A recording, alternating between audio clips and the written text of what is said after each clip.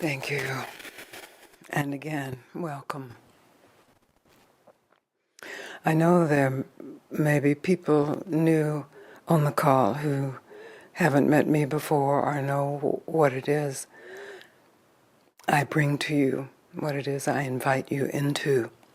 So I just briefly want to say that my teacher, H.W.L. Punjaji, Papaji, asked me to be in the West as a Westerner, speaking to those who come, Eastern or Western, Northern or Southern, to invite them to recognize what is always true within them, whatever the weather, the time of the year, or the state of the body, or the emotional state, or the mental state, what is always fresh, alive, and to recognize that that freshness is the truth of who you are. He gave me the name Ganga and asked that I be called Gangaji, so that in his words, the Ganga, which is the holy river in India, flow in the West. Not for me to be like an Indian, but for me to be true to my Western persona, and yet more true to what East, West, North, and South come from, the center that is still conscious and in love with itself. Someone recently said to me, "Oh, I like this, falling in love with myself." And I could tell by the way he said that he assumed I meant falling in love with his personality, with his body, with his sense of himself. And nothing wrong with that, better than hating that. But what I'm pointing to is deeper than that. It's before your sense of yourself as somebody, and before your sense of others as others. It's recognizing that which is before all of the ways that we define and experience ourselves is free of it all. Not that any of the definitions are bad or wrong. Some of them may cause trouble for yourself and for others. And some of them may feel really good and you want to keep those. But really what I'm pointing you to, what I'm inviting you to discover and then investigate, is what is free of all definition, free of all objectification, free of non-objectification as well. So present in every object, and yet not bound by any object. And by object, I mean anything that appears in our minds that we define as other or as it, such as I experienced anger, I am it, I am this anger. Recognizing that whatever is experienced as other or it or them or us is connected to this center that is closer than definition, that is eternally fresh, that is untouched by newness or oldness, that is your true identity. And even the word identity, of course, has to be dropped. Your true self.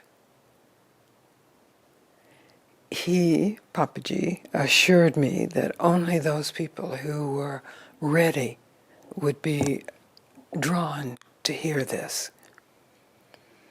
And I have discovered in speaking these past 30 plus years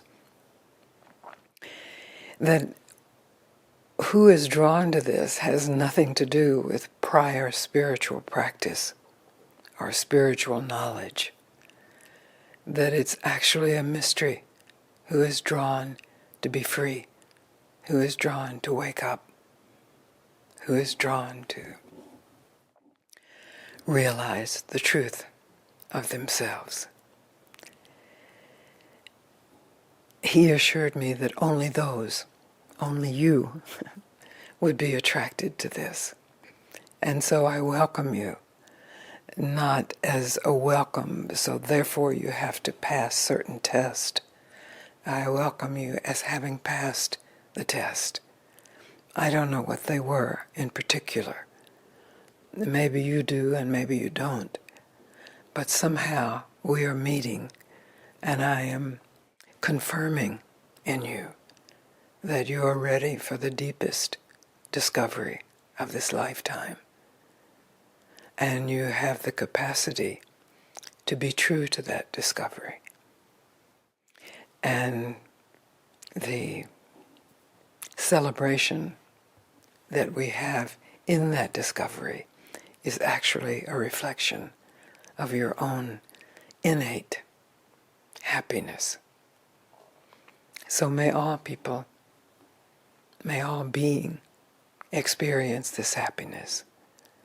But in particular, this being that goes by your name, whether it was given to you at birth or given to you later, or you chose because of its sounds or what it represents, your name, as it falls away, reveals the space, the spaciousness that is the truth of who you are. I don't have practices to give you, except maybe you could call inquiry a practice. But you will find that if you practice it, it's not inquiry.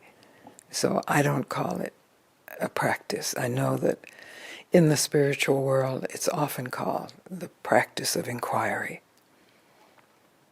What I'm inviting you into is directly meeting whatever is appearing, however blissful or comfortable or fearsome and uncomfortable what is appearing may be, that you have the capacity to meet it with curiosity and alertness and presence.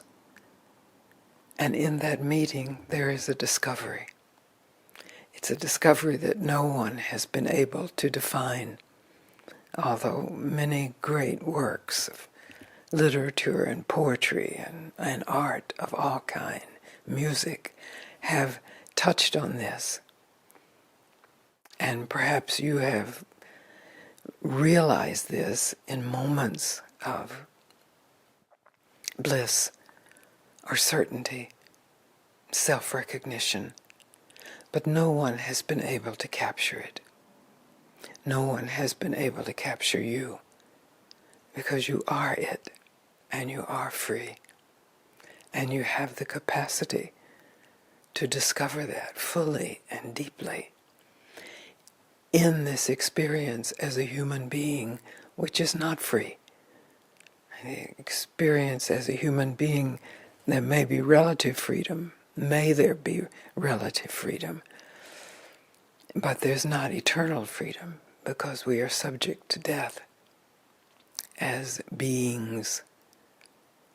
You have the capacity, you as you truly are, have the capacity to discover yourself as you truly are. But so that this doesn't become a teaching, I really rely on our conversations to make this relevant to your everyday life, to demonstrate through all of the different faces that we wear and histories that we carry in our DNA and in our social or national histories. There is this pure presence of being that is infinitely innocent and infinitely wise, that's always been here, is here now. And as you turn your attention to what is always here, you discover yourself. So I greet you in that discovery. I support you in that discovery. And I encourage you in that discovery by having conversations. Conversation starts when you have a question, when you want to somehow join the conversation. And as Barbara said, for this meeting, this part of the meeting at least, we've asked that those people who have experience in asking questions or have spoken with me before just go to the back of the line, so that those people who have never had this experience can come to the front. And then we can discover, really, non-abstractly, but really, how this relates to who we are as people, as human beings, in the lives that we have. Because there's no separation. There is a moment of leaving everything behind, and in that leaving, discovering what cannot be left. And then there is the play of Leela, which is this divine world of phenomena, of events, of things, of bodies that are born and that die, of you and me, here together, meeting each other in the depths and as human beings. Questions, conversations that relate to us in the deepest sense and in the more superficial sense, so that we recognize that always, in every circumstance, there is this that is true, that you are. You are that which you seek. So, I want to open it up for questions. I will get a list of, I see there are a couple already.